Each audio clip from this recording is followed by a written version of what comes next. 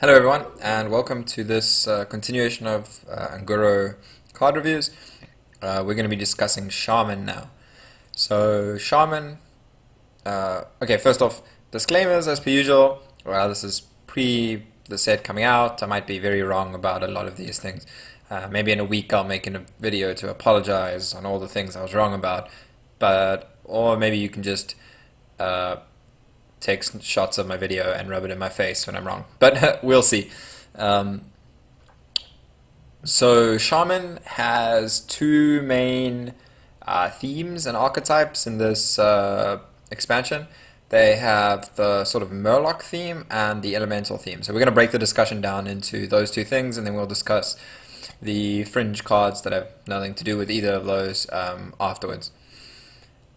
So firstly, let's discuss the Murloc theme because that's what the quest's about. So the quest is Unite the Murlocs. It is summon 10 Murlocs and the reward is Megafin. Megafin, like most of the quest rewards, is a 5 mana 8/8 and he has Battle Cry, fill your hand with random Murlocs. So firstly, what does this tell us? Like, what does Megafin tell us? Filling your hand with random Murlocs. That kind of tells me that they want you to go on sort of Zooey hand dump theme, where you just dump out your resources, get your Murlocs, get Megafin, play him as a big minion, and then you get out you get a hand full of value. Like if you have a hand that's already 6 cards and you play Megafin, you're not getting as much value from Megafin as you are only getting 4 cards. So the less cards you have in hand when you play Megafin, the better. So, what does that leave us? I think before we rate this card, as per usual, we're going to rate all cards at a 5 on viability and flavor. Before we rate it, let's discuss the other Murloc cards in the set. So, firstly, one of the things to notice on Unite the Murlocs is that it says summon, not play. So that's relevant when we discuss the next card, which is Primal Fin Totem. It's a 2 mana 0/3 totem, and it reads, at the end of your turn, summon a 1/1 Murloc. So this seems quite underwhelming. 2 mana 0/3 totem seems pretty weak, but it gets you a 1/1, and you have to remember Flame Tongue Totem is a Shaman card that we see in pretty much every Shaman deck. And that Primal Fin Totem is a card that definitely synergizes well with Flame Tongue Totem. So Primal Fin Totem also goes towards completing Unite the Murlocs. If you can keep it on, it counts for at least 1 Murloc because it will guaranteed summon 1 Murloc. Hopefully it summons more than that. And if it summons 2 or 3 Murlocs, you're getting the quest done very quickly without having to actually put the other somewhat shitty Murlocs in your deck. So Primal Fin Totem I think is a pretty interesting card. I think it's a funny looking totem for sure, but I think it might be a little bit slept on in terms of its power. Like, it's probably not as good as drawing a card compared to Manatite Totem, but it's also not as bad. Well, like, it's not really comparable because it's in the 2-drop slot rather than a 3-drop. I think you're going to play this when you hopefully already have control of the board from turn 1, so it's probably not something you go like Unite the Murlocs into Primal Fin Totem unless your opponent doesn't play anything on turn 1. And based on the other decks, the other classes we've seen, I don't think that's going to be a common occurrence. So I think that's where Primal Fin Totem is going to suffer the most, is that it doesn't have any attack of its own. It doesn't trade well at all with minions on the board. And if your opponent's on the board before you and then you play Primal Fin Totem, it's pretty weak. Obviously, it does synergize with all the stuff that gets buffed when you play Murlocs, or stuff like Murloc War Leader that would buff the Murloc that it comes out of it. But you're not going to buff the totem to help keep the totem alive. So this is something you definitely want to hide behind, something like a thing from below, although that's rotating out, I believe, as well. So it's something you want to hide behind a taunt, ideally. Next we have Spirit Echo. So this is kind of seems like a random card, but it's probably going to be used in a Murloc deck. I haven't actually included it in the Murloc deck I built, but the Murloc deck I built is very meme, I think. So Spirit Echo reads, it's a 3 mana spell that says give your minions Death Rattle, return this to your hand. So this is like a Echo of Medivh kind of effect, but on Death Rattle, which we like. Ancestral Spirit is like resummon on Death Rattle, which is being used in a control Shaman decks. So maybe this card is playable in those decks. So if you want to play cards that have particularly strong battle cries, it might be useful in a Murloc deck to help you achieve the quest as well, because it puts a bunch of cards back in your hand and you get to play it. It's kind of like a way to refill if you're going all in on the board early with the Murlocs. Okay, so those are mostly the Murloc synergy cards. There's a bunch of other cards we need to mention, or that need to get a special mention when we talk about Unite the Murlocs though. So we have Call in the Finishers, which is a card from Mean Streets of Gadgetzan, I believe.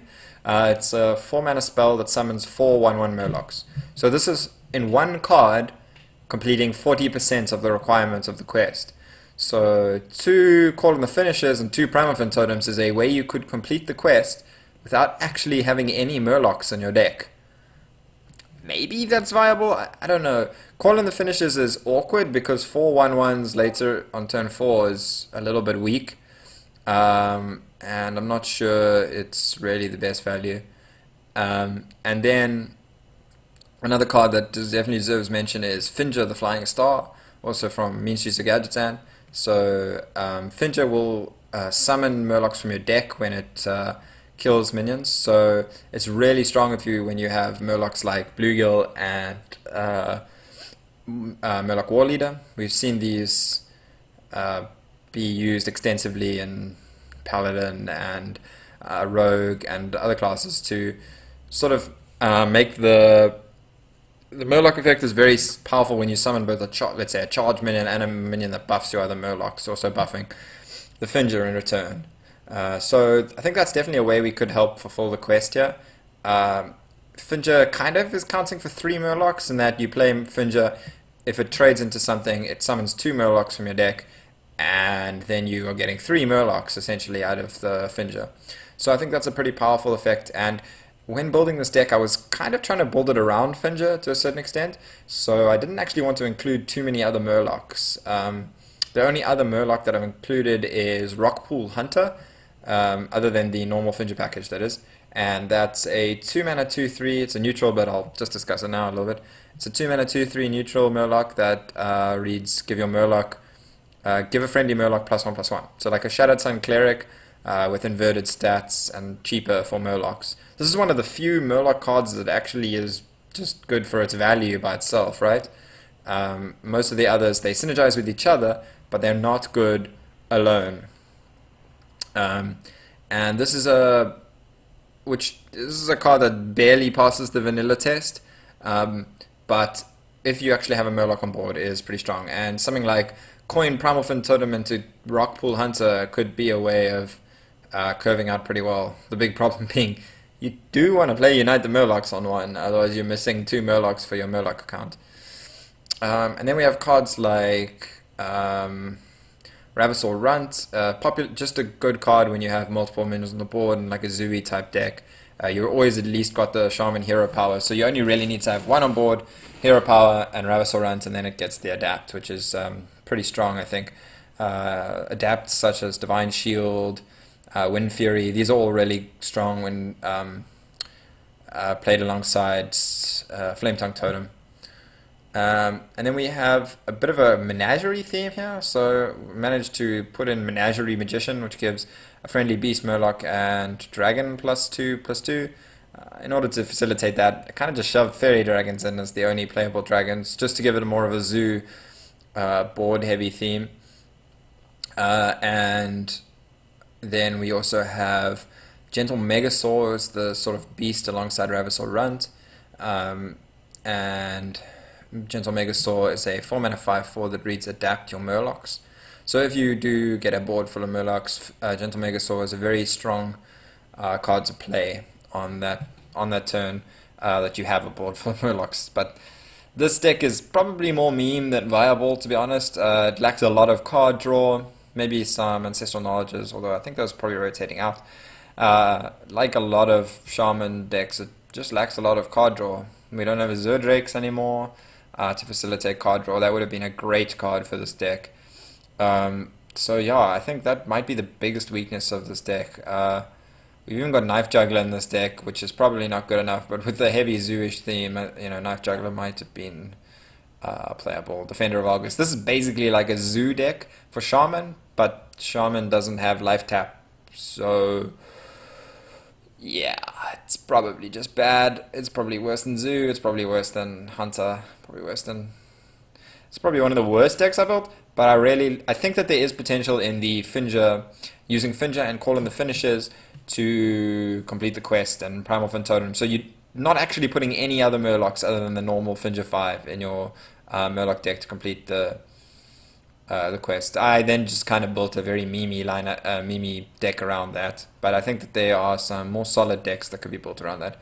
Maybe even some aggro shaman decks, but with losing a lot of the early aggro shaman openings of Tanatrog Totem Golem, that might be a bit trickier. And we could see some sort of aggro-y pirate shaman running Unite the Murlocs as a way to refill your hand. I think that's probably the most viable way to run the quest, but I don't think that this deck I built is going to be the best example of how to play the quest. It just was fun when I was building it, to be honest, and I wanted to use a bunch of new cards. So Unite the Murlocs, I'm going to give it a 3 for viability. I think its reward is a bit iffy. I think it's definitely going to be an aggro tool as a way to refill. I think that it's going to be tricky to complete the quest and not just make your deck really bad, because Murlocs on average are pretty bad. So I think that's going to be an issue. Definitely going to have to involve some trickery with stuff like calling the finishers or Finger.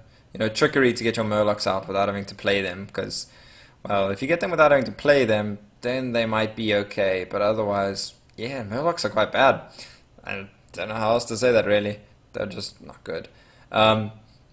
So yeah, Unite the Murlocs, I'm going to give it a 4 for flavor. I like the summon part is pretty important. If it had been play 10 Murlocs, it would have just been trash. So I'm going to give it a 4 for flavor because I like this idea of the Murloc deck. I don't think that Murlocs are very good, and I feel like they're kind of just nerfing Shaman by giving it Murlocs that are bad. But we'll see. Okay, and then the other main theme for Shaman is Elementals. So this is probably the direction we're going to see Shaman going, sort of a mid-range Elemental theme. And the big payoff for Shaman Elementals is Kalamos, Primal Lord.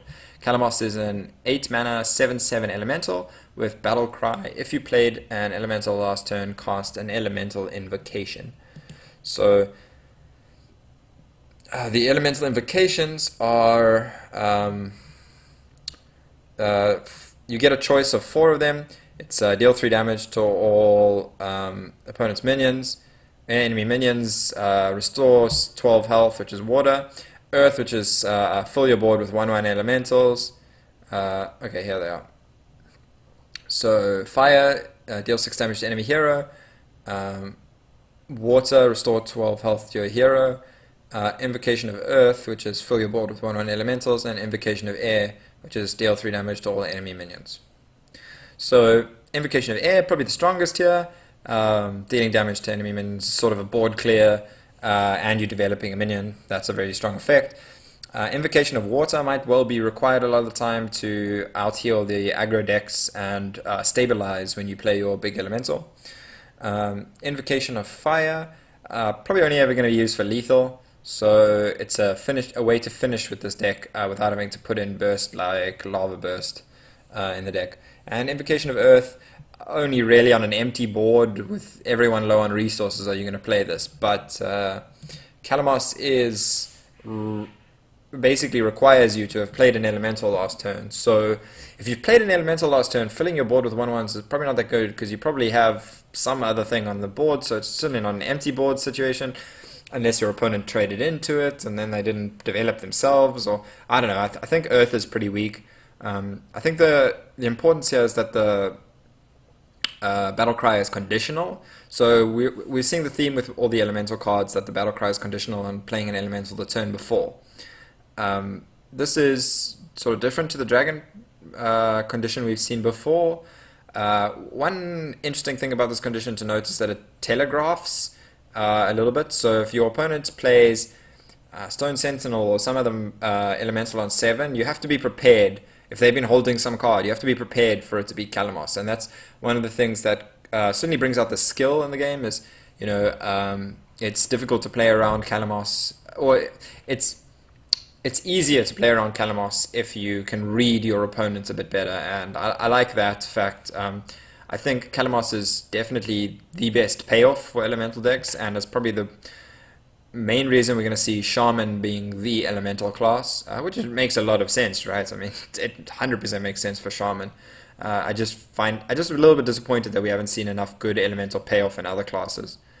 Um, so Calamos, I am going to give a 5 for viability. I think it's the card that pushes Elemental Shaman, and I'm going to give it a 5 for flavor. I really enjoy this discovering conditional effects that are, or discovering effects that are, having one card packaged with so many different possibilities is really interesting. And I like the little nuance of when you see elementals play the turn before, then you can, you shouldn't play into Calamos. And if they don't play an elemental turn before, well, you can play into Calamos because they can't play it and activate it. We're going to see a bunch of times Calamos get played and your opponent go, wait, what? I didn't get to play. Oh, crap, I didn't play an elemental last turn. Concede. That's going to happen a fair amount of time after this expansion launches. So, you don't be that person. So yeah, make sure you've played an elemental the turn before, and then Calamos is going to wreak havoc on your opponent. So great card, Calamos. And one of the elementals you might want to play the turn before it is Stone Sentinel. Stone Sentinel is a 7 mana 4/4 elemental with Battle Cry. If you played an elemental last turn, summon 2/2/3 elementals with Taunt. So once again, the conditional Battle Cry that we saw in Calamos, but in this case you get 2/2/3 elementals with Taunt. So that's 7 mana for 8, 10 worth of stats, which is pretty good. The 2/2/3 bodies have Taunt, so it's kind of like Feral Rage and tied into a Stone Sentinel, but without Overload. So if you think of Feral Rage being 3 mana, but really, let's say 4 or 5 mana because of the Overload, you're getting pretty good value on Stone Sentinel because you're only paying 3 or 4 mana for a elemental, and you're getting this packaged. Obviously, the 2/3 taunts are weaker later in the game because your opponent is more often going to be able to just eat them with their minions on board, and those minions will still survive. But they can weaken your opponent's enemy minions. So like Stone Sentinel is nice. One of the really nice scenarios is, let's say your opponent has 3 biggish minions. You play Stone Sentinel, they have to trade, all of their minions survive, but the minions all take damage, and now they're all weak and primed for Calamos to kill them all off with Invocation of Air. This is obviously one of the dream scenarios for the elemental deck, and one of the reasons we're probably going to see people trade a bit weirdly into Stone Sentinel and the minions that it summons. Maybe trade off a minion rather than just taking a value trade in order to play around Calamos on the future turn. So yeah, Stone Sentinel, I think pretty good. It might actually be a little underwhelming compared to some of the other 7-drops, and I don't really know how many 7-drops you want to have in your deck. I mean, the deck we've built here has Stone Sentinel and Blaze Caller, but I think that might be a little bit overboard for 7-drops, to be honest. So I'm going to give Stone Sentinel a 3 for playability. I think it's really good, but not... I think it has strong competition, and that's the biggest concern I have for it. I'm going to give it a 5 for flavor. I like the fact that it's putting multiple bodies on the board is a great effect for Shaman. It seems like a very Shaman card, and that's what I like. It's also obviously a slower card than Feral Spirit, and that's good because it is discouraging so much aggro Shaman, I suppose. Although, aggro Shaman is going to have a very tough life after this expansion, which some people will like, some people won't. Yeah, so we've already spoken about Spirit Echo. Next we're going to speak about Volcano. Well, actually, sorry, let's continue speaking about the elemental cards first. So, Fireplume Harbinger is a 2 mana 1/1 elemental with Battle Cry. Reduce the cost of elementals in your hand by 1. So, this is like a wild growth for elementals in your hand, essentially. I think it's a pretty strong effect, and I think it's going to be part of the nuts openings for elemental decks. Curving out with Fireplume Harbinger into, um, well, there aren't really any 4-drop elementals, and that's the awkward part, right?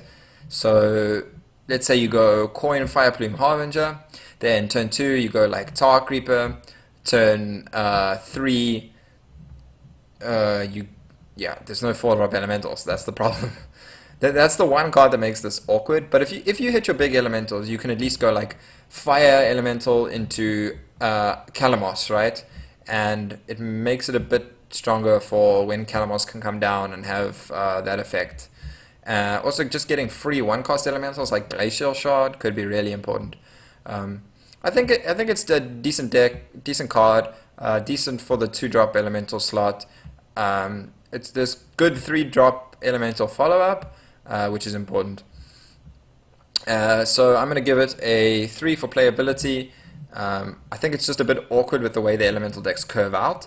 And a 4 for flavor. I love the mana cost reduction stuff. I'm going to miss the Arisen. Rip. Um, Hot Spring Guardian is a 3 mana 2/4 elemental with Taunt, Battle Cry, Restore 3 health. So unconditional Battle Cry for an elemental in this case helps you activate your elemental requirements on 4 like Tolvia Stone Shaper, which is a neutral we'll discuss later. Um, and so Hot Spring Guardian, pretty good for the elemental decks, helps you get towards the late game. The Restore health is great, the Taunt is great. I think this is overall a pretty good card. It's gonna most compete with sort of Tar Creeper, but having multiple things in that 3 slot that are help you protect against aggressive decks is pretty strong. Its stat line could be a little bit worrying in that 3 and 4 drops could easily eat it up without dying, and then you need to Maelstrom Portal or Lightning Storm or something to clear the board. But it does help weaken stuff. It helps you curve into your Tolvia Stone Shaper on 4, which is another good tool against aggro decks. So I think Hot Spring Guardian, I'm going to give a 4 for playability. I think it's one of the cards that's going to help push the elemental theme. And I'm going to give it a 4 for flavor. It's a nice defensive elemental card. Obviously, the water elemental healing you thing just makes sense. Next we have Air Elemental, which is a 1 mana 2/1 elemental that can't be the target of spells or hero powers. Essentially, I think this is meant to be an elemental that helps you like you fit this in on a turn. I mean, that's kind of how I see 1-drop elementals, right? You fit this in on a turn, then you can play a non-elemental, play this, and then you still have your elementals activated for the next turn. I think this card is a bit iffy. I don't think it's going to see play. Only really if you want to have like an aggressive elemental deck, which I'm not sure is there based on the amount of taunt and defensive mechanics we see in elemental decks, or in like elementals, especially the shaman ones. So I don't really think air elemental is going to have a place. I think that a lot of the times if you want something just to activate your elementals, you'd rather just play Firefly because it puts another elemental in your hand to activate more elemental effects later. So yeah, I'm going to give Air Elemental a 1 for playability, and 2 for flavor, mostly just because I don't like it. So yeah, I don't really have much to say about that. And lastly, penultimately, we have Volcano, one of the first cards released for Shaman. It's a 5 mana spell that deals 15 damage, randomly splits amongst all minions, and it has Overload 2. So this can hit your minions. It's not something you ever want to play with a board, or if the board state is anywhere near even, unless you are the greatest RNGer. Yeah, I don't think Volcano is good. I mean, it kind of is a replacement for Elemental Destruction now that that's rotating out, and maybe some control Shaman decks, so it might get played, but I don't think it's good. Yeah. If you play Halazeal and then at Volcano, you can restore 15 health. Eh. I don't see Volcano being great, so I'm gonna give Volcano a 1 for playability and a 5 for flavor because, well, it just makes a lot of sense. I haven't quite. I think we saw the animation. It could have been cooler, could have been much more epic, but I think it still does have a pretty cool animation. Like if you actually saw a volcano rising up on the board or something, that would be sick. That might be enough reason to play it just for the animation. Anyway, so yeah, that's Volcano. So lastly, we have Tidal Surge. It's a 4-mana spell, deal 4 damage to a minion, restore 4 health to your hero. So clearly a defensive spell. It has a picture of a Murloc on, but I can't see it being used in the Murloc deck. I see it as more of a elemental card, if anything. Way of reducing damage on board as well as healing up. I think a lot of the times Jade Lightning is going to kind of be better though. Even just getting a 1/1 or a 2/2 body is better, certainly in aggressive decks. Tidal Surge might be an alternate for very defensive decks. So maybe we see Tidal Surge be played. It might be playable. I'm not very high on Tidal Surge. I'm going to give it a 2 for playability and a 4 for flavor, just because I like the idea of it being kind of a life siphony effect for Shaman, which is less pushing the aggressive stuff, more pushing the control mid-range Shaman. So yeah, that's Shaman. I think Shaman is going to have a strong deck in the elementals. It's a little bit curve stony, but I think that you are going to have to think a bit about your curve, and I think the deck is going to be a little bit trickier to build than people think. I think that's just because the 4 and 5 drop elementals are a bit weak. There's no real 4 drop elementals I could find to play even in the neutrals, which makes Servant of Kalamos a bit awkward. We'll talk about that a bit later. But I think there's some really strong cards that are going to push the elemental deck, and Shaman will be the best place for that elemental deck. I think pretty much everyone can see that. And then I think the Murloc deck is going to be like a fun, much weaker zoo. I'm definitely one to play it, but I wouldn't be crafting Unite the Murlocs. That's what I have to say. So yeah, that's all for the Shaman. Please like, subscribe, follow, do all those things to help us grow the channel, and let me know if there's anything you think I missed, anything you think is awesome. Maybe you think Megafin is actually the best of the quest rewards. Let me know on YouTube or in the comments below, or you can reach out to me on Twitter at @dev_gaming. So yeah, that's all. Thanks a lot for tuning in. Cheers.